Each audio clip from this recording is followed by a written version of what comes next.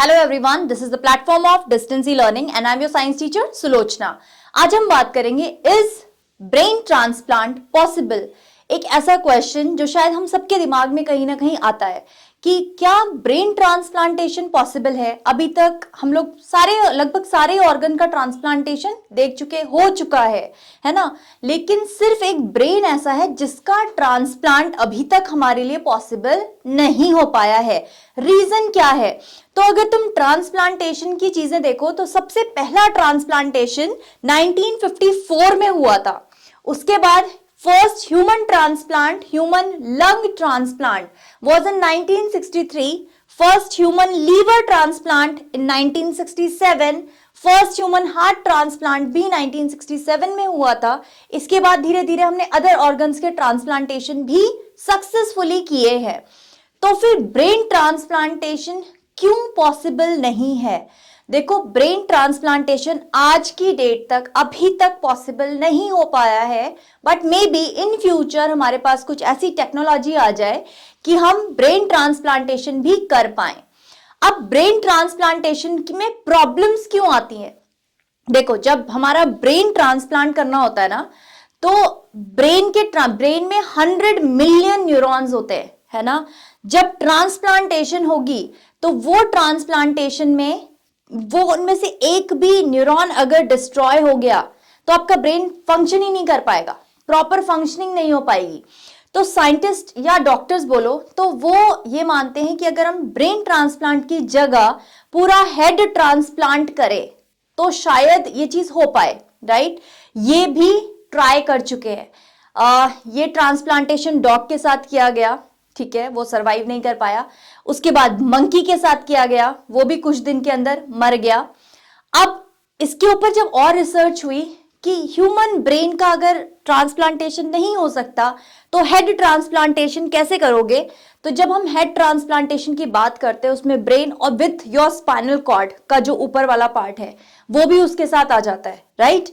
तो जब ट्रांसप्लांटेशन होगी उस ट्रांसप्लांटेशन में प्रॉब्लम कहां आएगी? इथिकल इश्यूज तो आएंगे ही ऑब्वियसली, क्योंकि दो अलग अलग पर्सन का तुम पूरा हेड ट्रांसप्लांट कर रहे हो। दूसरे की बॉडी उसको एक्सेप्ट कर पाएगी या नहीं करेगी, क्योंकि तुम्हारी बॉडी तुम्हारे सारे ऑर्गन्स, तुम्हारे हर एक सेल, हर एक टिश्यू को पहचानती है, तो इसीलिए रिजेक्शन के चांसेस बहुत ज्यादा होते हैं।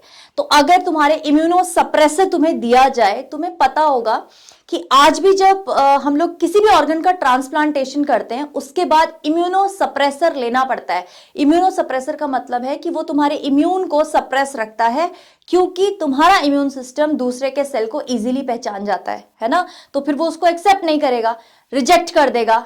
इसके लिए हमें इम्यूनो सप्रेसर पूरी लाइफ टाइम लेना पड़ता है अगर हमने ऑर्गन ट्रांसप्लांटेशन की है तो अगर हम हेड ट्रांसप्लांट करें तो चलो इम्यूनो सप्रेसर तुमने लिया, अगर हम माने कि रिजेक्शन उस लेवल तक नहीं था तो तुमने इम्यूनो सप्रेसर देके कर लिया। बट अगेन जब स्पाइनल कॉर्ड कनेक्ट करेंगे, ब्रेन कनेक्ट करेंगे, तो उसमें क्या होगा? उसमें बहुत माइनर सी चीजों का भी ध्यान रखना है। अगर एक भी तुम्हारा कहीं पे भी स्पाइनल नर्व कट हो गई या तुम्हारा क्रेनियल नर्व कहीं पे कट हो गया तो उसकी वजह से वो बॉडी कभी फंक्शन ही नहीं कर पाएगी। अभी तक हेड ट्रांसप्लांटेशन भी पॉसिबल नहीं हो पाया है। Still scientist, doctors, they are working on this.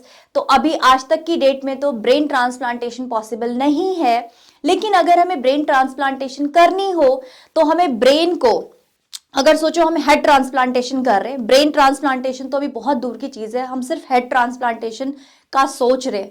तो अगर हम हेड ट्रांसप्लांटेशन करते हैं उस केस में हमें दोनों बॉडीज को -15 डिग्री सेंटीग्रेड पे टेम्परेचर उनका मेंटेन रखना पड़ता है ताकि ब्रेन का सेल मरे नहीं।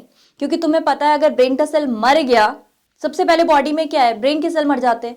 अगर ब्रेन का सेल मर गया तो फिर वो किसी भी काम का नहीं है, तो उसको तुम कहीं भी ट्रांसप्लांट करो कोई फायदा नहीं है उसका, है ना।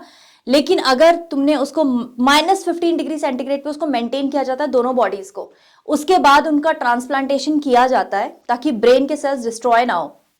जब ट्रांसप्लांटेशन करेंगे, अगर तुम सारी चीजों का प्रॉपर ध्यान रख के भी उसको किया जाए, तब भी साइंटिस्ट को ये, डॉक्टर्स को ये बहुत ज्यादा बोलो कि चांसेस हैं, उनको लगता है कि जो रिजेक्शन वाले चांसेस है वो बहुत ज्यादा है, क्योंकि ब्रेन सब कुछ कंट्रोल करता है। तुम्हें पता है brain is the control centre, तो वो इजीली डिटेक्ट कर जाएगा कि ये मेरी बॉडी नहीं है। तो अभी उस पर काम चल रहा है। We can expect that yes, in near future maybe this head transplantation is possible, but brain transplantation अभी तक पॉसिबल नहीं है और इसमें बहुत सारी कॉम्प्लेक्सिटी है, इसलिए हम ये भी नहीं कह सकते कि ये कब तक पॉसिबल हो पाएगा। मे बी कुछ टेक्नोलॉजी हमारे पास ऐसी आ जाए कि हम वो जो नर्व्स हैं उनको प्रॉपरली मैनेज कर पाए, न्यूरॉन्स को बिना कटिंग के तुम शिफ्ट कर सको, तो we can just expect for the best. So this is all in this video. Stay connected for more interesting updates. Thank you and have a nice day. Please do like, comment and subscribe our channel.